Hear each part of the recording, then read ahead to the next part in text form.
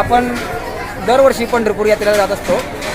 जात असताना आधी आपल्या संतांचं दर्शन घेणे गरजेचं असतं. ज्या भागात जे संत असतील त्या भागातल्या त्या संतांचं दर्शन घ्यायचं असतं. आपल्या परमभाग्याने आपल्या भागामध्ये आपल्या परिसरामध्ये आई साहेब मुक्ताबाई आहे, त्यांच्या चरणाचं दर्शन घेऊन आपण पंढरपूरला पायी निघत असतो. त्यांचा आशीर्वाद संपादन करून, त्यांची कृपा संपादन करून मुक्काम करत करत आपण पंढरपूरला असतो. आणि पंढरपूरला पोचल्यानंतर आपल्या पांडुरंग परमात्म्याचं दर्शन झाल्यानंतर कारण की नियम असा आहे संतांचा नियम, हरिप्राप्तीचे उपाय धरावे संतांचे ते पाय. परमात्म्याचं दर्शन पाहिजे ना, त्याच्याकरता आधी संतांची कृपा ही असली पाहिजे. म्हणून संतांचं दर्शन आपण घेतो आणि त्याच्यामुळे आपल्याला परमात्म्याचं आपल्या बापाचं दर्शन होतं. आणि आता बापाचं दर्शन झालं, काला घेतला, सर्व संतांची भेट झाली, पुन्हा आपण गावाकडे येतो. गावाकडे आल्यानंतर पुन्हा एक आभार म्हणून, एक आई साहेबांची भेट म्हणून की आता आम्ही परत तुझ्या पदराखाली, तुझ्या छायेखाली, छत्रछायाखाली येत आहोत, म्हणून त्यांच्या दर्शनाकरता आपण ही वारी काढत असतो दरवर्षात.